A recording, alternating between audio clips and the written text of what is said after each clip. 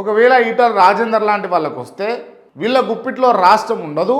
So వాళ్ళు ఇండిపెండెంట్గా నిర్ణయాలు తీసుకునే అవకాశాలు ఉంటాయి. సో కాబట్టి నా చేతిలో ఏముండదు, కాబట్టి కిషన్ రెడ్డి కావాలని తనకి ఇప్పించుకున్నాడు అని అన్నది ఒక అంశం వినిపిస్తూ ఉంది. అండ్ బండి సంజయ్ విషయంలో కూడా ఇదే అంశం వినిపిస్తూ ఉన్నది. ఉంటే అంటే తింటే నేను తినాలి లేకపోతే నువ్వు తినాలి, ఆ లోలో ఏంది తినేది అన్న కాడికి కొంతమంది ఉంటారు కదా. సో ఆ విధంగా బండి సంజయ్ కూడా దీంట్లో పావులు కదిపినట్టుగా కొంత మేరకు వినిపిస్తున్నటువంటి సమాచారం అని కొంతమంది విశ్లేషకులు చెప్తా ఉన్నారు.